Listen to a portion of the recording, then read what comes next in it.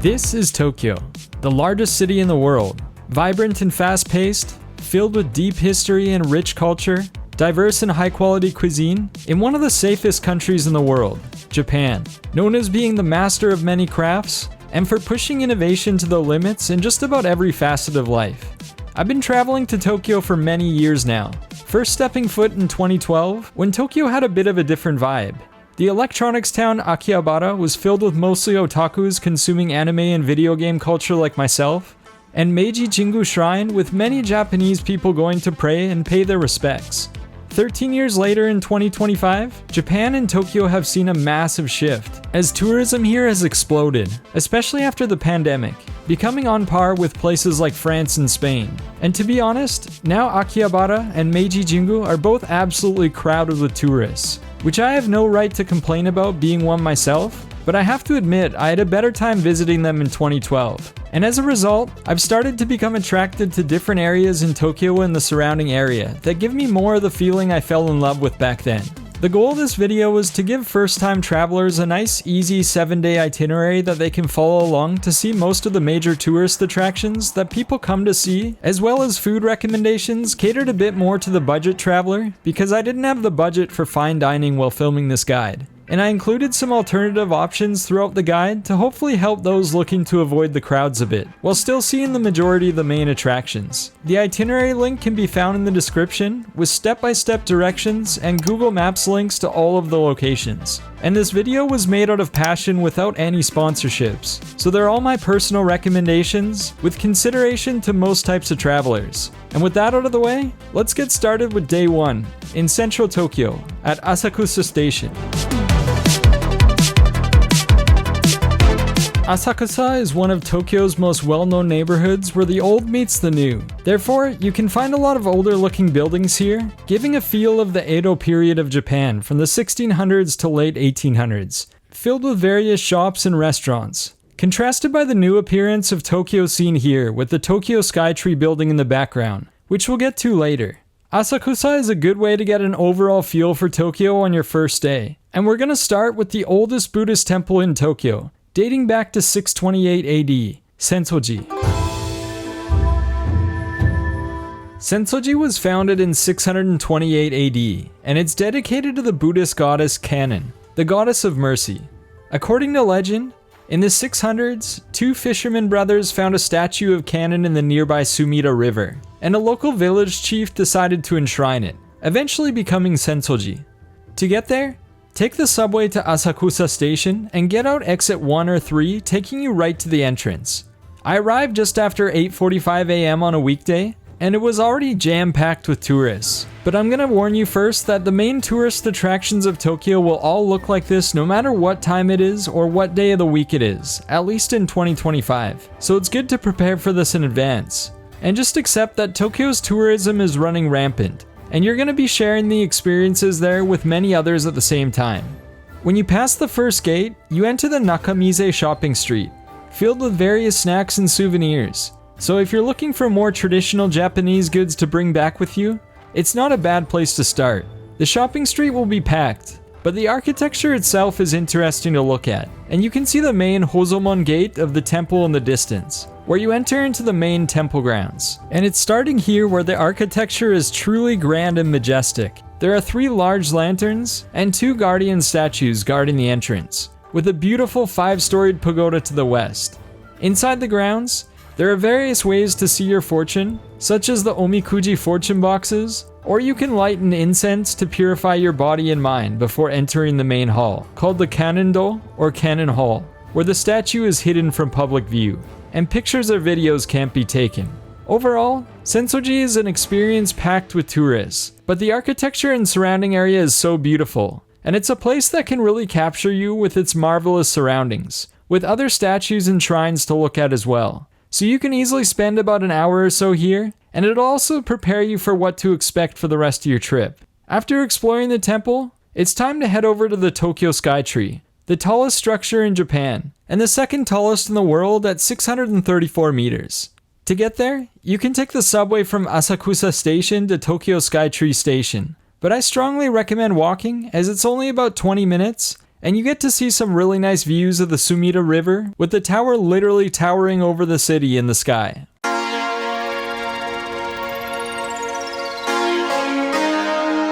The Tokyo Skytree opened to the public in May 2012, and was inspired by traditional Japanese pagoda structures, with some apparently very high-tech earthquake resistance built in, which is a necessity in Tokyo, as earthquakes are quite frequent, and I've experienced one on nearly every trip I've been on here. When you arrive at the Tokyo Skytree station, just follow the signs to Tokyo Skytree Observation Deck, and you can go up to the 4th floor where you can find the lobby to buy tickets to go up to the top. There was a really long lineup when I went there, but I just reserved my time online to easily skip the line and scan my QR code to get the ticket, which costs 2,400 yen just for the observatory for adults, which you can get a discount by booking the day before or by booking on a site like Klook.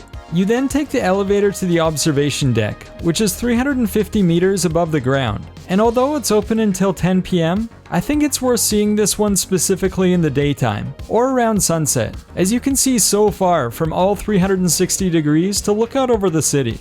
Usually I don't like to spend a lot of money on attractions when I travel, but I give exception to observatories, as it's just so nice to gaze out onto the sea of buildings, and get a sense of your surroundings. You can truly understand what kind of environment you're in, as it's hard to tell on the street level sometimes. And being up there makes you realize just how much of a city Tokyo is. It's a massive gray sea of somewhat modest buildings that aren't too tall, and nothing that really sticks out, but you can really experience the scale that Tokyo is, being the world's largest city. And you can easily spend an hour or more up here. This is what it looks like on a weekday on a relatively hazy day, so there will be a lot of people heading up regardless of the day or the weather. And up top there's a cafe to enjoy some drinks while looking at the view, and if you want you can visit the Tembo Galleria on the 450th floor for an extra 1,000 yen or so, which looks interesting, but I've heard the view is similar up there. After visiting the observatory, it's probably a good time for lunch, which luckily there are plenty of places right inside the food court at the Tokyo Solomachi Mall that's attached to its base. I tried out the ramen in here, which wasn't anything special, but the perfect spot to just relax and recharge before exploring more. And there was also a really cool store called the Tree Village, which had some really awesome video game inspired goods to check out. It's now time to head over to Tokyo's most famous entertainment district that basically needs no introduction, where we'll spend the afternoon and the evening, Shinjuku.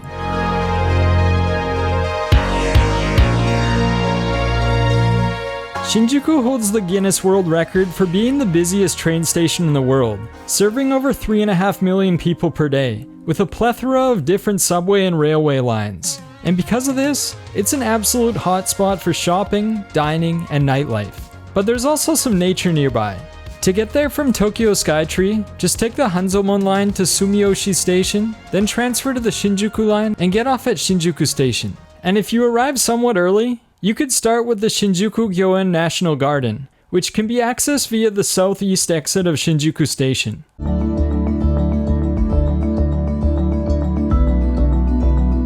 The Shinjuku Gyoen National Garden was originally the private residence of Naito Nobunari, a feudal lord or daimyo who served under Tokugawa Ieyasu during the Edo period, the founder and first shogun of the Tokugawa shogunate, which for those that don't know, shoguns were military rulers in Japan appointed by the emperor until the late 1800s. The garden was converted into an imperial garden in 1906 during the Meiji era, which opened to the public after World War II in 1949. It's one of the biggest parks in Tokyo at 144 acres, and it costs 500 yen to enter. When you get inside, you can feel just how beautiful it is, with various little forests and gardens to explore within the park.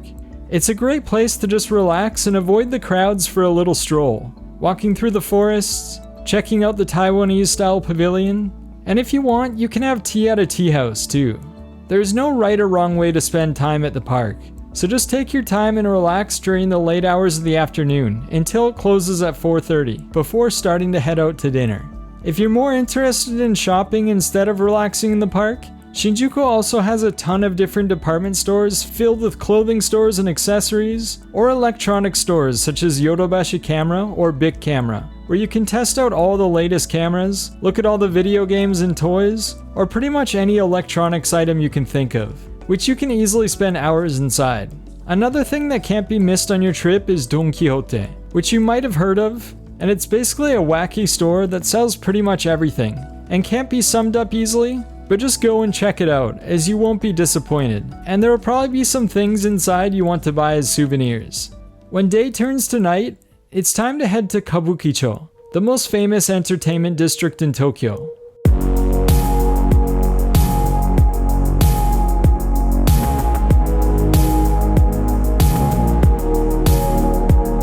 To get to Kabukicho, just get out of the east exit of Shinjuku Station and walk a bit north until you see the red Kabukicho Ichibangai Gate, or the Godzilla Road Gates. And now's a great time to grab some dinner, and it's the perfect place to try out an izakaya, or Japanese pub. And you can eat anything from Japanese fine dining to cheaper places such as this yakitori or chicken skewer place called Torikizoku, which isn't that pricey, is quite delicious, and has a good casual atmosphere to get adjusted on your first day. After dinner, walk back out on the street to check out the vibrant nightlife with all the flashing signs, and even the famous Godzilla head that's on top of Hotel Gracery, which sometimes roars and lights up if you time it right. Just walk through the busy streets and enjoy the chaotic and friendly vibe of Kabukicho, which is also a red light district just so you know in advance of what to expect. And after checking out the alleyways, head east to Golden Gai, a few rows of tiny alleyways filled with cool little tiny bars that only seat a few people at a time. A lot of them are themed, extremely foreigner friendly, and speak English, and although they're super touristy, it's something that I think everyone should experience at least one time. And a lot of them have entrance fees, just so you know. If you aren't interested in the bars, just walk around them to experience them, as they're cool from the outside too. And then consider checking out the Hanazono Shrine, which is beautiful to look at during the nighttime as it lights up, and dates back to the early Edo period during the 16th century. And that wraps up a busy day one, so it's time to get some nice rest, as we're waking up early for day two to check out Tokyo's and maybe all of Japan's most famous shrine. Day 2 starts at the Meiji Jingu Shinto Shrine, not too far away from Shinjuku where we finished yesterday. And to get there, you can take the subway to either Harajuku or Meiji Jingume Station, and get out the west exit to find the entrance right across the street. Meiji Jingu was established in 1920 to honor Emperor Meiji and Empress Shokin, who are both extremely well known in Japanese history for helping it modernize in the late 19th century. This is the period when they abolished the samurai class and feudal domains that were spread across the country, and adopted Western technologies and institutions such as steam engines and factory systems, as well as a national school system that modeled those from France and the US. When you first arrive at Meiji Jingu, you'll notice a massive brown torii gate leading into the forest. I arrived at 8:45 a.m. on a weekday, and there were already tour groups meeting up, but it was still quite peaceful and relaxing while entering the forest path, as you quickly get out of the hustle and bustle of the city, and it almost feels like you're in a completely different area. It's also here where you'll find sake barrels, which are offered to the shrine by sake brewers across Japan as a gesture of respect, and bring in Japanese tradition into the mix with the Shinto rituals. On the way to the shrine, you'll notice the entrance to a garden called the Meiji Jingu Inner Garden, which costs 500 yen to enter, and it was designed by Emperor Meiji himself as a gift to Empress Shokin, and became part of the shrine's sacred grounds when he died in 1912 as a way to honor his and Empress Shokin's connection to nature. Of all the gardens I saw on my trip, I thought this was one of the more beautiful ones, with noticeably less people than the shrine, and lots of lotus flowers blooming on the south pond, which create a really peaceful atmosphere on the way to the shrine. It's a good place to just walk around and relax, and when you finish exploring the garden and arrive at the shrine, it's good to know that at Shinto shrines you should always wash your hands and mouth to first purify yourself, and then you can enter the gate, which itself is grand and harmonious with the beautiful nature surrounding it, leading to the main shrine itself. Compared to 2012, there were a lot more visitors this time around, making the whole atmosphere a little more hectic overall to be honest, but it's still incredibly impressive, and 100% worth the visit. It's probably the most memorable shrine I've ever visited in Japan, and it's a good way to be literally right inside one of the busiest parts of the city, but walk around in peace among the beautiful trees. Now a good chunk of the morning has passed, and it's time to make a huge change in scenery. By walking back to the entrance of the shrine, finding the Takeshita exit of Harajuku Station, and it's time to explore the birthplace of Japan's youth fashion culture.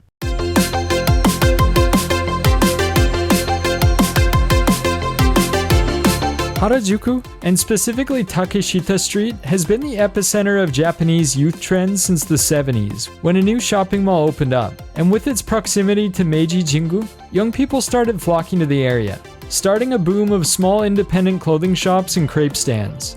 To this day, it's a place where seemingly everything seems to be accepted, nothing is judged, and is the pure essence of freedom and expression. So it's a really cool place to just go check out the fashion if that's what you're into. And of course today it's a major tourist destination, so it's a mix between clothing shops, restaurants and cafes catering to tourists, but it's still worth a stroll to see the variety of shops, including massive capsule toy stores such as Capcom's Capsule Lab, that has a little something for everyone. It's also a good place to try a Harajuku crepe, which isn't anything super special in my opinion, but they're famous for a reason, and I figure a lot of people will be interested. I decided to try omuraisu, or Japanese omelet over rice, at a place called Tamago Kitchen, just off of Takeshita Street, which was incredibly soft and a good place to just relax that went well with the whole Harajuku aesthetic. After checking out the area for a bit, it's time to head over to one of Tokyo's most famous areas that pretty much everyone knows of because of a specific intersection, Shibuya. And to get there, you can either take the JR Yamanote line one stop south to Shibuya Station and get out at Hachiko exit, or walk about 15 minutes or 1 kilometer, which I strongly recommend doing. As to be honest, the walks in between tourist destinations are usually the most memorable parts of my trips.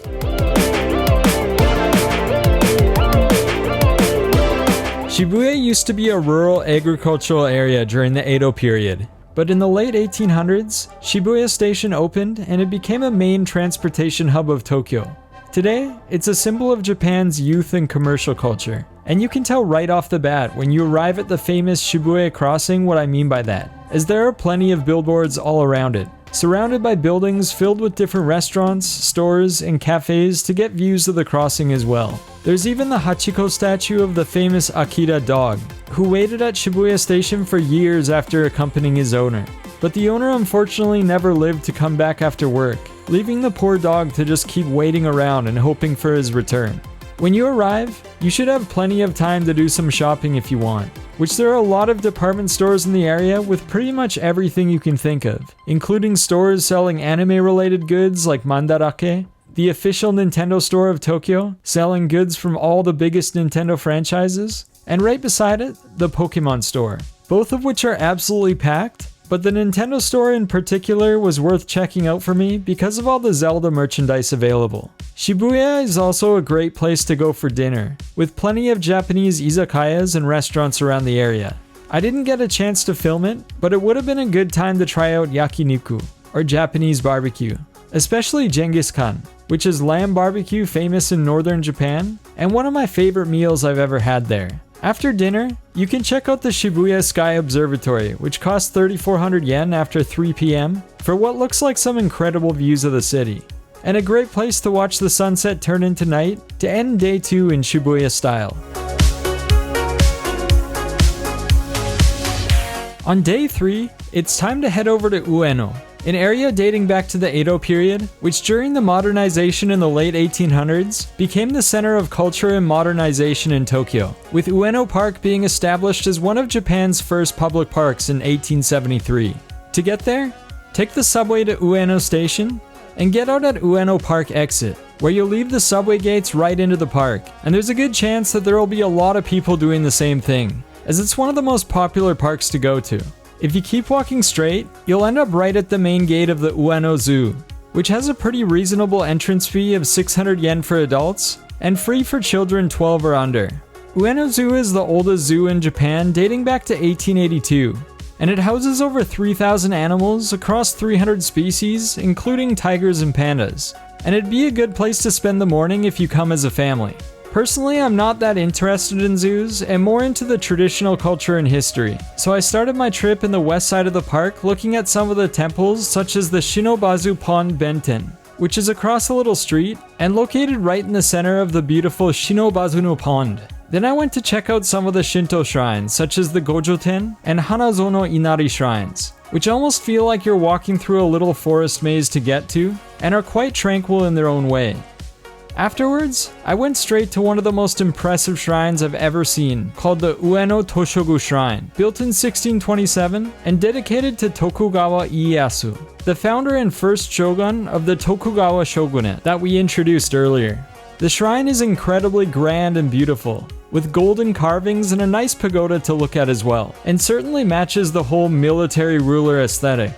On top of history and a zoo, Ueno Park is also home to some very nice museums, including the National Museum of Nature and Science, with about 25,000 displays of different animals, dinosaurs, and pretty much everything that has roamed our planet before. Then there's the massive Tokyo National Museum, Japan's oldest and largest museum, containing over 120,000 artifacts, including things like samurai armor, swords, pottery, and Buddhist statues. And you can easily spend a full day here. It's literally that big.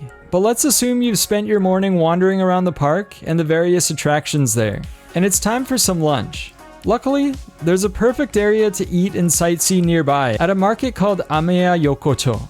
And to get there, just walk 5 minutes south along the train tracks towards Okachimachi Station until you see the main gate. Ameya Yokocho, or Ameyoko, began after World War II as a black market, and its name derives from ame, which means candy, and also America, since imported goods were sold here after the war. There are tons of restaurants around, and I'm gonna recommend the most famous ramen franchise in the country here called Ichiran, which isn't my #1 overall ramen in Japan, but it's a cool experience for first-time visitors to sit in the individual booths as they serve you privately from behind the counter. And the taste is about as universal as it gets. Just think typical Japanese tonkotsu or pork broth ramen that can be customized to your liking. Now let's get back to the shopping street. It's one of the most hectic places in Tokyo in a good way, with lots of restaurants that have outdoor seating, which would be nice in the spring or fall. And you can think of Ameyoko as kind of a free-for-all, with literally everything you can think of. There are souvenirs, fashion, shoes, the best secondhand electronic shop I saw in Tokyo called Hard Off, but this franchise specifically had more secondhand Game Boys than anywhere else I saw, and there's an amazing store that sells things from various anime, pop culture, and video games called Yamashiroya, which was one of the better stores I saw on my trip, and has easily survived and gotten more popular since my first visit in 2012. But now it's time to check out the most famous neighborhood for anime and video game goods that we talked about in the introduction, Akihabara. And to get there, either take the JR Yamanote line one stop and get out the Electric Town exit, or walk about 1.3 kilometers or 20 minutes south to Akihabara Station. Akihabara became a hub for electronics after World War II, selling radio and electrical components. And in the 80s and 90s, during the rise of video games with the release of the Nintendo Famicom and Sega Master System, it adapted to the market, and it became the spot to go for the latest gaming trends. That's also when multi-story arcades started popping up from companies like Sega, creating the 3D driving game Outrun in 1986, and Capcom's Street Fighter being released in arcades in 1987. What a time it must have been to visit back then.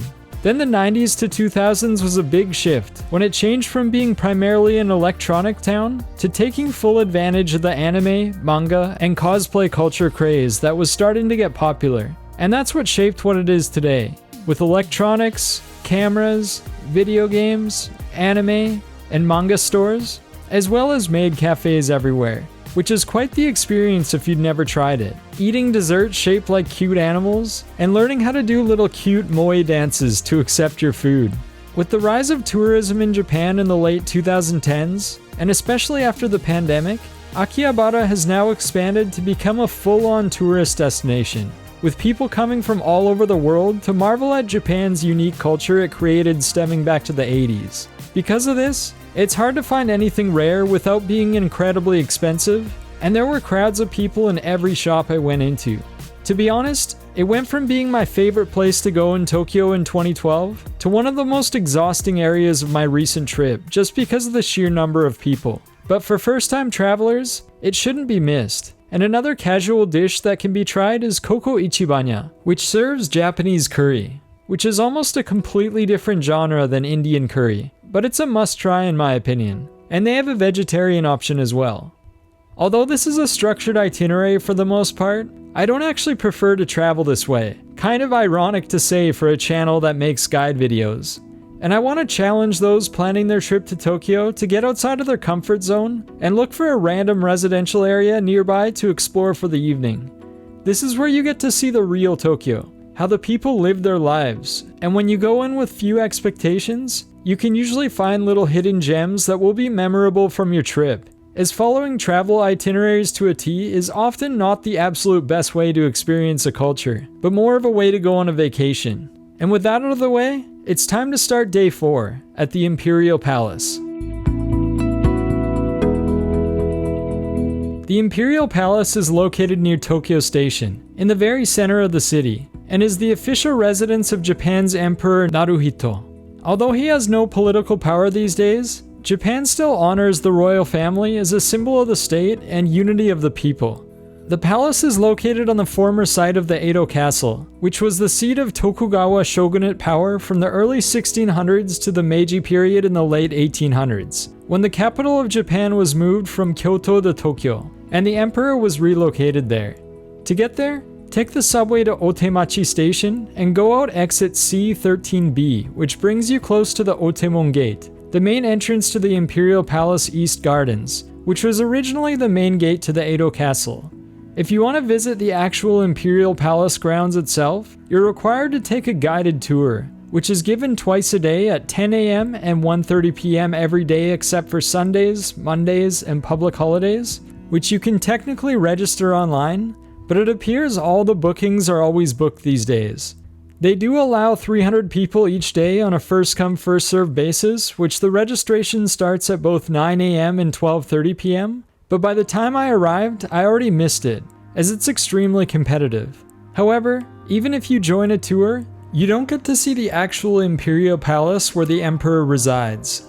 Apparently you get to see one side of the ceremonial palace called Kyuden, as well as the surrounding grounds. But luckily without a reservation, you can still see the East Gardens, which opened up to the public in 1968 to commemorate the Meiji Centennial, and features remnants of the original Edo Castle, all surrounded by beautiful castle walls and moats for a pretty unique experience, especially in the middle of downtown Tokyo. To be completely honest, the Imperial Palace is mostly worth visiting due to its significance. So if you're someone who would prefer another serene nature park, I want to recommend one of the nicest parks I went to called Koishikawa Korakuen Garden, one of the oldest gardens in Tokyo, dating back to the year 1629 in the early Edo period.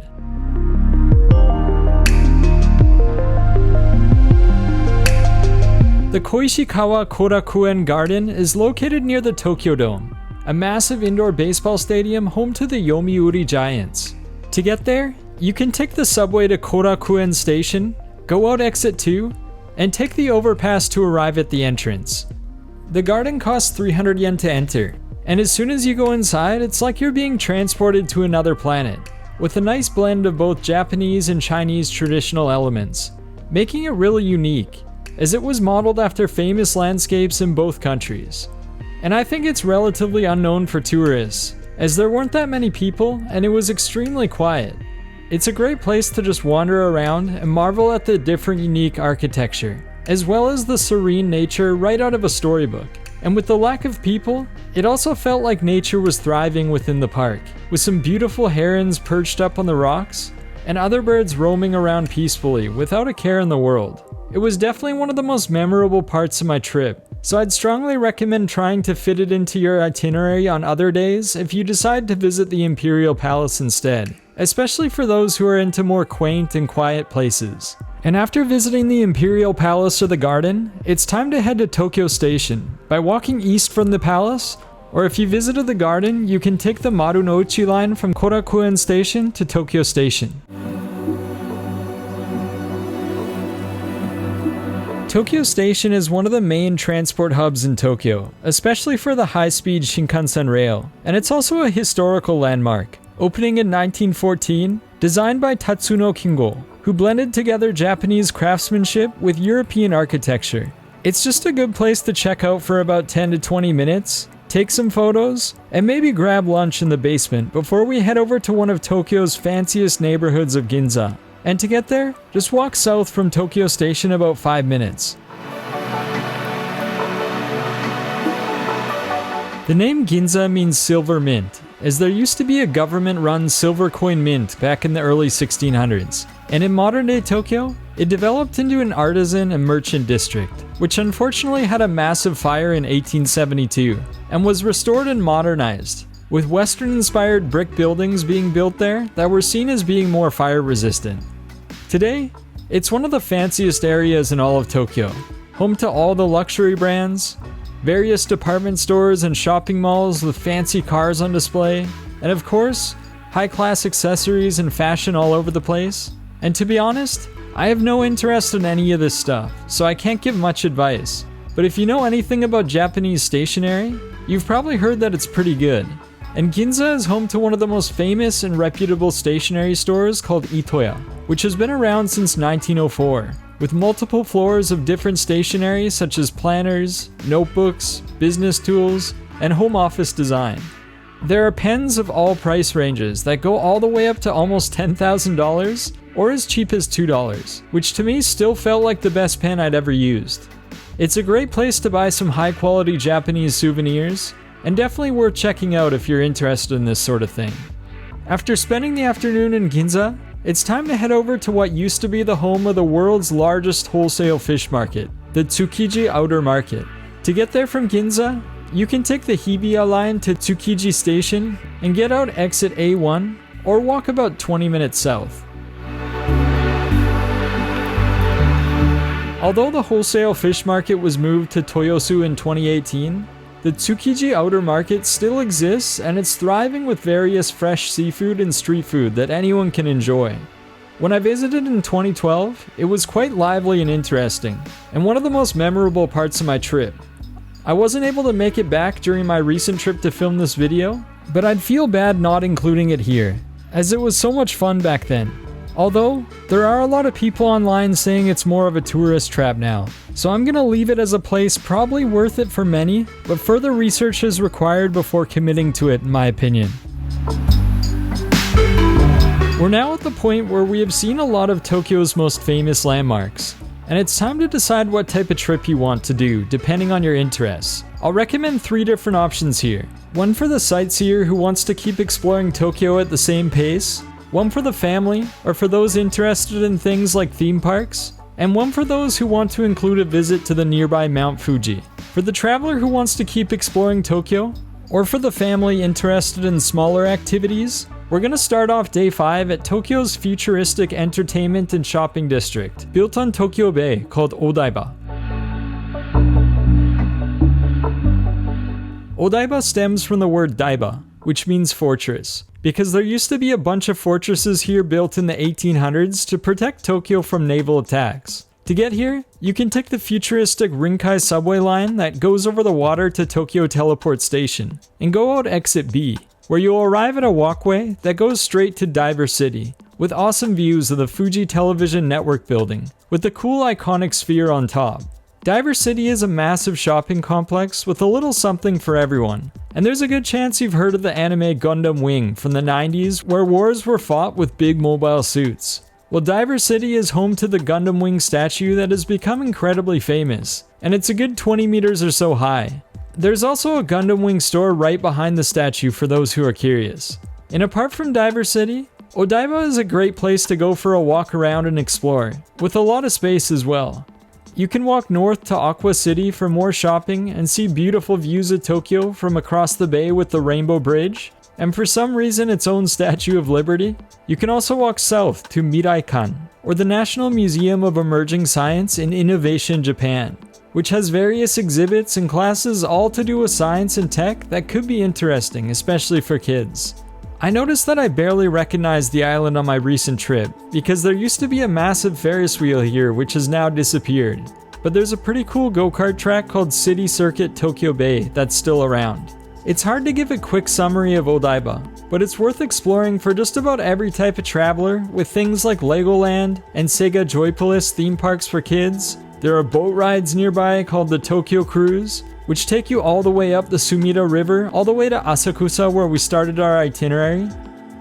and you can take the Yuri Kamome line from Aomi Station to Shintoyosu Station for the incredibly popular Team Lab Planets, which to be honest I'm not very interested in, but it's famous for being a really immersive digital art museum that a lot of travelers love to visit and take photos. Honestly, there are travelers that could easily spend all day at Odaiba. There's so many things to do there. But for those who want to keep exploring in the afternoon, I'd like to recommend the Buddhist temple Sengakuji. And to get there, we're going to take the subway about 30 minutes to Sengakuji Station and get out exit A2.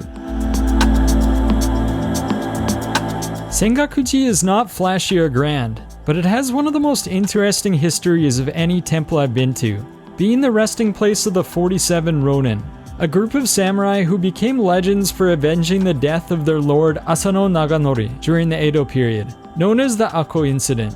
I'll link a documentary that goes over the 47 Ronin samurai, and if you watch it, you'll probably think it's so cool that this might become your favorite stop of the whole itinerary. When you enter the temple, it looks pretty ordinary and frankly like a neighborhood Japanese Buddhist temple.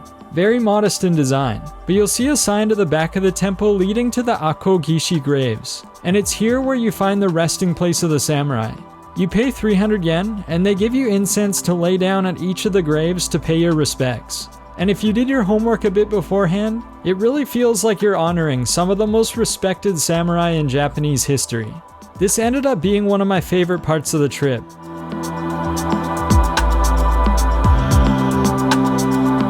Now it's time for dinner, and if you want you could spend the evening at Roppongi Hills, which is the international district of Tokyo as it had a lot of American influence after World War II. And to get there you can take the subway to Roppongi Station. Here you can find lots of restaurants and bars all over the neighborhood to relax after a long day.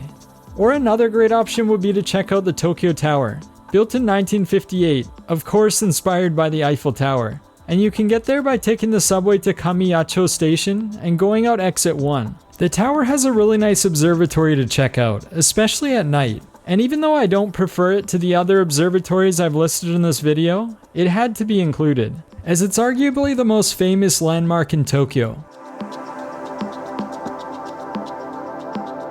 Now for families and travelers who are into theme parks, an alternative day 5 to Odaiba would be to spend the day at Disneyland.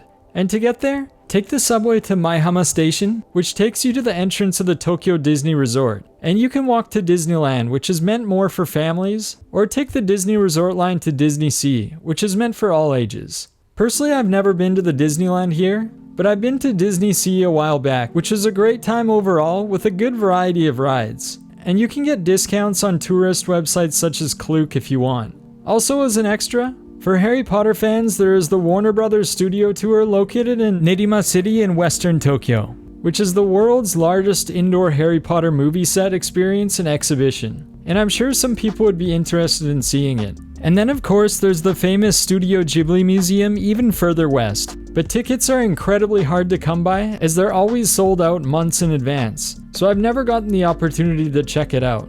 But that's enough theme park talk. So let's get back to exploring the Tokyo greater area, as we are going to do a day trip to the nearby coastal city of Kamakura for day 6, suitable for both the sightseer and the family. Kamakura is a coastal city with a lot of history, as it was once the political center of Japan during the Kamakura shogunate from the late 10th to early 14th century. These days you can expect a bit of a blend between nature and history, with various temples, shrines, and hikes to go on, which are a nice break from spending a lot of time in Tokyo. It takes about an hour away from Tokyo by riding the JR Yokosuka line to Kamakura Station, and then you can transfer to the Enoden line and ride 5 minutes to Hase Station. From here, you can start walking up the hill to the two main attractions of Kamakura. And before we start, I want to mention that the less known temple I explored around this area was a lot more interesting, at least in my opinion, and consider doing a Google Maps search of all the various temples and shrines in the area, as I have a feeling a lot of them will be really nice, and I definitely plan on checking them out later on. After getting off the subway, while walking up the hill, I realized that I had entered another area with really heavy tourism. And although the surroundings were really beautiful, it was hard to get a real feel for them just because of the sheer amount of people around. But while making these guide videos, it's important to show off the most popular attractions, as that's what most people are interested in, and then offer my own advice to travelers that are looking for something a little more quiet and peaceful like myself. With that out of the way, after walking about 10 minutes up the hill, you arrive at Kotokuin, on the right side, which is the Daibutsu, or Great Buddha of Kamakura. It costs 300 yen to enter, and stands over 13 meters tall, and the statue has been around since all the way back in 1252.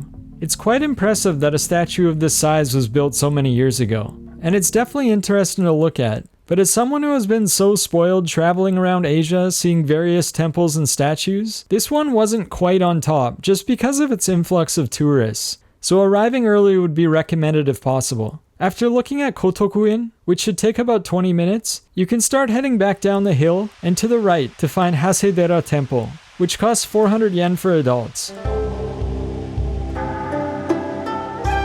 Hasedera is a Jodo-sect Buddhist temple that was founded in the 8th century, situated amongst the hills with a beautiful path leading up to it that looks straight out of a Zelda game. And when you arrive at the top, there's a peaceful plaza area with multiple wooden structures and statues, and inside you can find a statue of Kannon, which is also inside Sensoji from the beginning of this itinerary.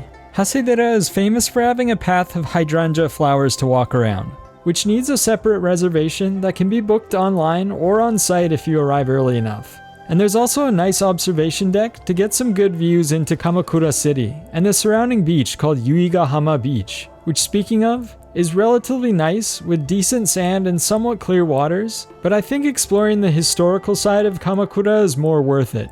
And the next place I'll introduce is one that I had absolutely no expectations of, but ended up being the highlight of my day, called Engakuji. And to get there, first make your way back to Kamakura Station either on foot or by taking the Enoden line again, and then you can take the JR Yokosuka line back towards Tokyo one stop to Kita Kamakura Station, and the temple is right outside the exit.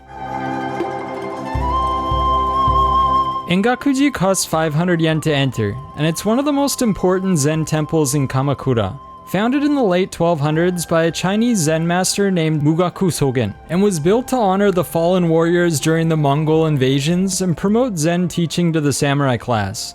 Compared to Hasedera and Kotokuin from earlier, Engakuji was relatively quiet, located in the middle of the forest, and gives you a feeling of instantly being transported to another time period. Exactly the type of temple experience that I love. It's also a good way to experience the old Kamakura traditional architecture, with some very modest wooden structures that aren't particularly flashy, but very harmonious with the surroundings. Inside the main prayer hall, you can find a crowned Buddha statue that's one of the earliest and largest crowned Buddha statues in the region. And the exploration doesn't stop at the prayer hall, as you can continue forth to the Shariden, or relic hall, a single-story Chinese-style wooden hall you're allowed to walk in on select days, and houses a relic of the Buddha, officially recognized as a national treasure. You can keep exploring the temple grounds, which have a lot of other nice structures to look at, and the overall experience is quite peaceful and quiet, making it one of the most memorable temples I've seen in Japan. Honestly, it made me wish I spent more time in Kamakura checking out other similar temples and shrines nearby, and that's why I recommended checking out other places maybe lesser known on Google as well. But it's now the end of day 6 for the Sightseer and family, so it's time to talk about a potential 2-day plan to visit Japan's tallest mountain, which is also an active volcano, Mount Fuji.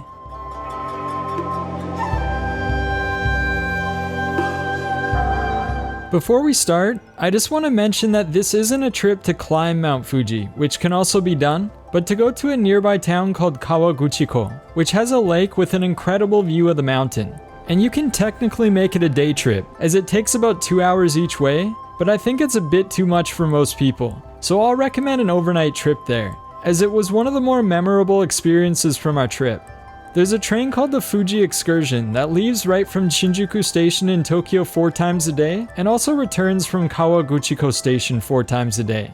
You might have heard of the JR Pass, which gives you access to all JR group trains, including the Shinkansen bullet trains. But the Fuji Excursion train runs off of a special reservation system, so only half of the trip is covered by the JR Pass, and at least the second half of the trip must be booked separately, either from a website like Klook or you can use the JR East site. And both methods don't require the JR Pass to book, and they both cost about 4,000 yen each way. When you ride the Fuji excursion from Shinjuku Station, make your way to JR train platform 9 or 10, which are the JR Chuo line platforms. And the Fuji excursion train is only train cars number 1 to 3, as the rest of the train splits off at Otsuki Station about halfway there and goes in a different direction. So make 100% sure that you're riding the right train car and sit in the right seat. The ride is extremely comfortable, takes about 2 hours, and there are power outlets and free Wi-Fi if needed. Instead of going all the way to Kawaguchiko Station, we decided to get off at Shimo Yoshida Station, as we wanted to check out one of the most famous pagodas in Japan with a beautiful view of Mount Fuji, called the Chureto Pagoda. To get there, you can walk about 20 minutes northwest of the station. Chureto Pagoda was built in 1963 as a peace memorial to honor citizens of Fuji Yoshida who died in wars starting from the Meiji period through to World War II. When you arrive, you'll see a lot of stairs, followed by the Arahama Shrine, which was originally built in 705 AD, built to enshrine Konohana Sakuya Hime, the Shinto goddess of Mount Fuji and all volcanoes in Japan. When you continue up the pagoda, there are countless sets of really steep stairs, so be prepared for what feels like an actual hike, as most people, including us, were panting quite heavily by the time they got to the top. Then you arrive at the beautiful orange pagoda with a little observatory deck built for people to take pictures of, because there will be a lot of people doing just that, and there's a good chance that there will be clouds like this, as apparently Fuji is cloudy about 80% of the time, but it was still definitely worth the stop. After visiting the pagoda, you can head into Kawaguchiko by heading back on the train to Kawaguchiko Station. Kawaguchiko is part of the Fuji 5 Lakes region that all have really impressive views of Mount Fuji. It's set up like a tourist town, and you might have heard of the story of the Lawson convenience store that decided to block the view of Mount Fuji by installing a big black barrier because of the people taking photos there. Well, that has since been taken down, and people are back in action getting those Instagram photos in. Walking around the town, there are a lot of different restaurants, gift shops, cafes, and you can go for boat rides along the lake if you want. For us, we wanted to take the opportunity to stay in a hotel with traditional Japanese tatami mats, with a view of Mount Fuji, the most expensive hotel we've ever stayed in, which included an onsen and a really fancy breakfast buffet. It was definitely an unforgettable experience. The next day, the earliest Fuji excursion train leaves at about 2 p.m., so you can wake up, keep enjoying the views of Fuji, have some food nearby, and just relax for the day before heading back to Tokyo to end day 6, and rest up for your final day in Tokyo.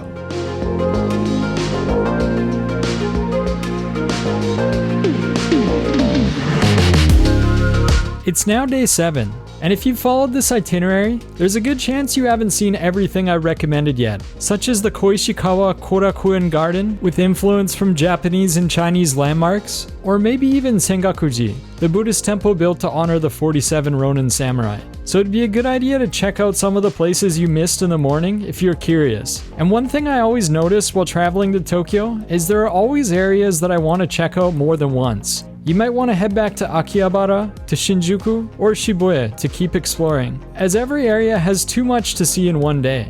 You might also want to do some shopping at Uniqlo, which can be seen kind of like Japan's own H&M that I find higher in quality with similar pricing. Or there's Muji, which has a lot of household items and clothing with really simple and nice aesthetics. You can find both chains all over the city no problem. Or even better, go to a secondhand clothing store, as they have so much variety, and you'll probably see something you really didn't expect too. Another good idea I love doing is to spend some time inside one of the underground shopping areas linked to the major subway stations. Just walking around, people watching, and entering the random stores to see what you can find is always nice. But if you're looking for something new, and you're interested in collectibles or hobbies in any way, shape, or form, then look no further. Go to Nakano City's very own Nakano Broadway in western Tokyo. And to get there, take the subway to Nakano Station and get out of the north exit. The shopping center will be right in front of you. At Nakano Broadway, you can find a multi-story shopping complex that's been around since 1966 and was once a state-of-the-art shopping mall. But it struggled as newer shopping centers emerged in areas like Shibuya and Shinjuku. So a little place called Mandarake, a secondhand manga and collectibles store, opened up in 1980, which completely revived the shopping complex in a different light, catering to various subculture hobbyist stores that sell literally everything that people enjoy collecting. And it takes up most of Nakano Broadway now. Walking around, you can find anime figures, superhero collectibles, antique toys, Star Wars, Pokemon and other collectible cards, video games, sports memorabilia, toy trains, old manga. You name it, you think it, they got it. They even had Beast Wars toys from that Transformers spin-off that was popular when I was a little kid. And it's good to note that a lot of the stores don't start opening up until 11 a.m. to 12 p.m., so don't arrive too early here. But yeah, basically if going down a trip memory lane interests you at all, you're going to be spending a lot of time here. So just browse around the shopping mall and treat it like a museum where everything can be purchased too. And you might find yourself an amazing souvenir that you probably couldn't find anywhere else on the planet. Also, the Nakano Sun Mall shopping street is located right outside, which has a ton of stores and restaurants to go to. I had the best tonkatsu or pork cutlet I've ever had nearby, which I'll link, with a really friendly owner, so definitely give it a try. And that should cover you for the morning. So it's time to end the trip, with in my mind probably the most underrated tourist destination in Tokyo, Ikebukuro. And to get there, take the Chuo line from Nakano Station to Shinjuku Station, then ride the Saikyo or Yamanote line to Ikebukuro Station, and get out the east exit.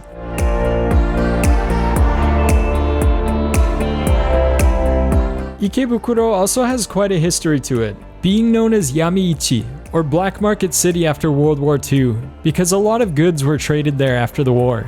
Then a lot of department stores were built, and it emerged as a really diverse cultural district of Tokyo. You can kind of think of it like a blend of Akihabara, Harajuku, Shinjuku, and Shibuya, as they have everything from anime stores, including those on Otome Road, specifically targeted towards females interested in BL or boys love manga. Of course, with another Don Quixote, clothing stores everywhere, big camera for electronics, and you get shopping and sightseeing here catered to literally everyone. And by the way, the Super Potato here for retro games was absolutely empty compared to the Akihabara one as well. Maybe I just got lucky, and hopefully I don't contribute too much to overcrowding there from this video, but it was definitely worth going. And the overall reason I pick Ikebukuro to end the trip is I treat it kind of like a summary of the entire trip up to this point. You'll see bits and pieces from the other famous neighborhoods, and although it is touristy, it feels a bit less like an Instagram spot to take photos, and more like a neighborhood where people hang out and have fun. It has a lot of soul to it, and I'm sure you'll enjoy it. For dinner, we visited the budget Sushiro franchise, a cheap conveyor belt sushi restaurant that's always absolutely packed with lines. But this one in particular is so massive with almost 100 tables, big screens to order from, and a fun and casual atmosphere to end the trip on a high note.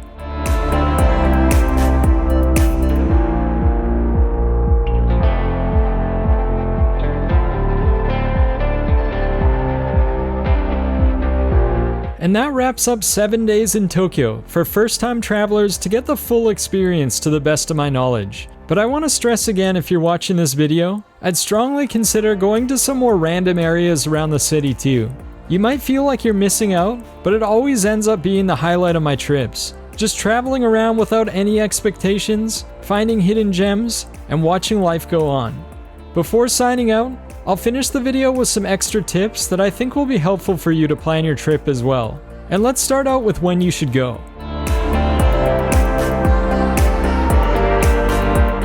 Most guide videos out there will show you Tokyo's weather like this, and recommend either the spring to see the cherry blossoms or sakura, or the fall time to see the autumn leaves change colors, which I would agree would be the most pleasant times weather-wise to explore the city without it being too hot, but I'm going to expand on this. First of all, avoid the summer at all costs. It's so hot and humid, and on top of it, a lot of families have vacations around this time anyways, so it's not going to be that much less crowded. But what about the winter? I'm going to do a hot take here. Tokyo doesn't actually get that cold, at least in the perspective of a Canadian. The coldest month of January is around +8 degrees Celsius during the day and +2 at night. So if you're okay with exploring with some layers and a jacket on, there's a good chance that this is when the least amount of people will be visiting. And this trip isn't a fully nature-focused trip anyways, as Tokyo is a massive city. so I wouldn't worry too much about seeing the peak sakura or autumn leaf seasons surrounded by other tourists. And I'd personally prefer to explore around when it's quieter at my own pace, as it doesn't typically get cold enough to take much away. And you get the added bonus of maybe being able to see Mount Fuji covered in snow, which looks like it'd be absolutely beautiful. If you don't mind being surrounded by other tourists, then take everyone else's advice and go when the weather is nicest during the spring from mid-March to early June, or fall from mid-September to late November. Now let's talk about where to stay. When picking a place to stay, there are a few things to consider, primarily being location, atmosphere, and price. As far as location goes, there probably isn't a better area to stay at than somewhere near Shinjuku, as you'll be central enough to easily travel to all the places on this guide, including the Fuji excursion train to Mount Fuji, and it has a lot of things to do during your downtime when you aren't traveling. However, there are a lot of people around Shinjuku at all hours of the night, especially near Kabukicho, so I'll recommend an alternative for those looking for a quieter area. And to be honest, I'm not an expert on all areas of Tokyo, but I stayed within walking distance of Ikebukuro in Toshima City, and it was a very quiet neighborhood, which was really peaceful to come back to at the end of every day exploring around the busy city. It was also close enough to the action where I didn't really feel like I was missing out that much, and I had more opportunities to explore lesser known parts of Tokyo as a result. So I'd recommend anywhere directly west of Ikebukuro Station as a good area for people looking for somewhere more quiet. Then when it comes to price, you'll be spending the most on hotels in the more central areas like Shinjuku, and less at the less central subway stations. But Tokyo is such a well-traveled city that I wouldn't expect to get any huge deals for staying a bit out of the way. So I'd still prioritize location and atmosphere. And now let's talk about how to get to central Tokyo from the airport. Tokyo has two main airports, Haneda, which is in central Tokyo, and Narita, which is about an hour east in the city of Chiba. If you can manage to get a flight into Haneda, it's a lot faster to get into the city, as you can simply take the KQ airport line, which operates like a regular subway line, and takes about 30 minutes to an hour to get to most places in central Tokyo. So just buy your IC card if needed at the airport, and hop on the train to get to your destination. If you arrive at the bigger and more commonly used Narita Airport, although there's a local train called the Keisei Narita Sky Access that goes into the city, it'll take about 1.5 to 2 hours to get to most places in central Tokyo. So I'd recommend taking the Skyliner, which is a faster train that needs a reservation and takes 36 minutes to get to Nippori Station in central Tokyo. And then you can transfer to a bunch of different lines, making the total trip about an hour. I'd recommend buying a Skyliner ticket on a website like Klook in advance for a bit of a discount. To get to the Skyliner, follow the signs to the Keisei line until you find the ticket counter, which has ticket machines next to it, and then just scan the QR code they give you to the Skyliner ticket machines to print your ticket, and then put the ticket into the subway gates and hold on to it until you get off the train. Your train car number and seat number are also written on the ticket. For travelers with a lot of luggage that are worried about riding the regular subways with your bags, there are also airport buses that go pretty directly to many different areas in Tokyo. It might take a bit longer, but I think it'd be worth it for many people. Just follow the signs to the buses, show the ticket counter the location you're staying at, and they'll help you find the closest bus and tell you which bus stop to go to, as well as the departure time. And now let's talk a bit about how to ride the subway, because you'll be riding it a lot. Tokyo's subway system is one of the best in the world, but it's arguably one of the most confusing systems I've ever ridden, as it's not run by one company, but by different companies operating different lines. To get directions, you can simply use Google Maps and search for public transportation directions, and it'll tell you all the information you need to know, including the subway line, the direction it's heading in, the platform number, where to get off or transfer, what exit to go out, and more. I'm gonna make a detailed video on how to use Google Maps to get around in Tokyo, so stay tuned for that. And one important thing to mention is when you're transferring from one subway line to another, if it's the same subway company such as Tokyo Metro or JR, you can usually simply transfer inside the platform area without having to leave the gates. But if you're transferring from one company's subway to another, you have to leave the gates, find the right subway line, and then rescan your card to get back in. This means you're constantly walking in and out of subway gates to get to your destination, and it makes it a lot easier to make a mistake. Also, it means that instead of buying individual tickets for each leg of each trip, it's so much easier to get an IC card, like the Suica card or Pasmo card, which are both rechargeable cards that can be bought at the airport or at the subway stations at certain machines that are labeled as IC card machines, which you can also use to recharge the card with cash, all in English too. It's also possible to use Apple Pay to add a digital Suica card or Pasmo card to your iPhone or watch, and there's the Osaifu Keitai app on Android. But as far as I know, you have to be living in Japan with a Japanese bank account to use it. To use your card or phone for the subways, simply tap it each time you enter and exit the gates on the IC sensor, and it'll automatically calculate the fare for you, and sometimes give you a discount for transferring. Despite the somewhat confusing system, on the plus side, there are so many subway stations everywhere that I don't think riding the city buses are necessary for the most part. But if you want to ride the bus, just tap your IC card or phone when you get on the back of the bus, and then tap it once again when you get off at the front next to the driver. And as a side note, if you want to take a taxi somewhere, you can use the Go app, the S-Ride app, or even use Uber, and you don't have to tip the taxi drivers. And with public transportation out of the way, let's talk about SIM cards. To be honest, Japan is one of the more expensive countries when it comes to SIM cards, costing about 2,700 yen or more for 7 days when picking one up at the airport. But these days, almost every smartphone allows for eSIMs, which if you don't know is just a digital-based SIM card, and is typically a lot cheaper than physical SIM cards, with way less hassle to purchase and install. Just for comparison, since I live in Korea, I'm using the app Doshirak, which is only available here, and I can get a 7-day eSIM plan with 1 gig per day for about 20% of the price of the physical SIM cards at the airport. But for others around the world, I believe Airalo or Saili are some of the main apps that are used. Just do a quick Google search to find the eSIM app for your country, and they should have plans on the store that are quite a bit cheaper than the physical ones as well. Just double check that your phone can install them, and then browse for the plan that suits you.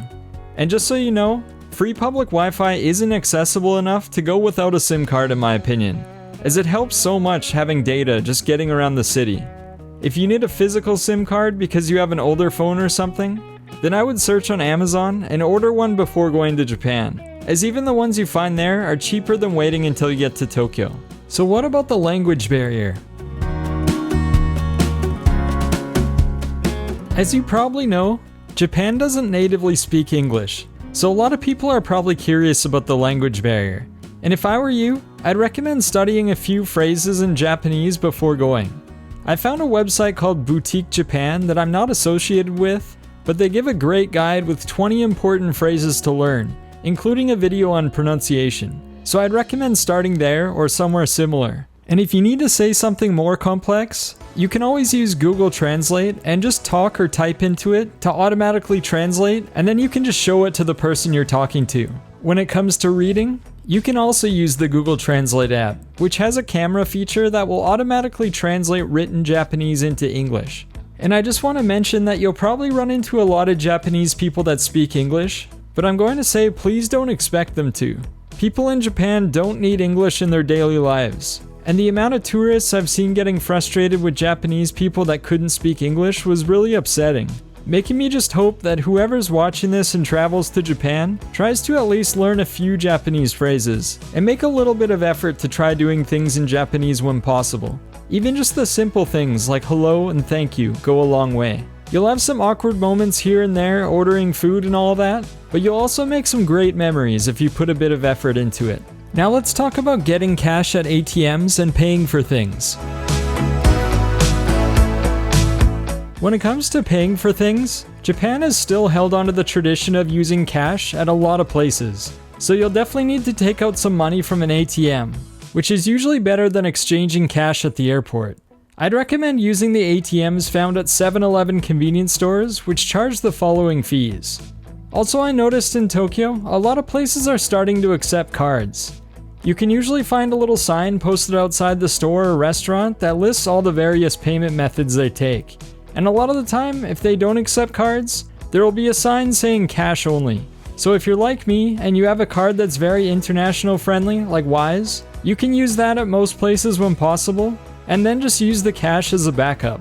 I only had to use cash at certain restaurants if that helps too. And when you're using cash, just place it on the little trays at the cash register instead of handing it to them directly unless they put out their hands first to take your cash.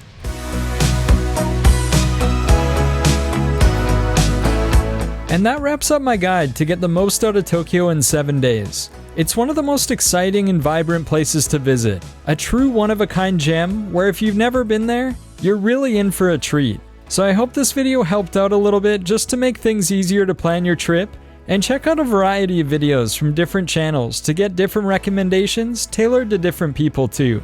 I just want to say thank you so much for hanging in there and watching my video, and have an amazing trip to Tokyo.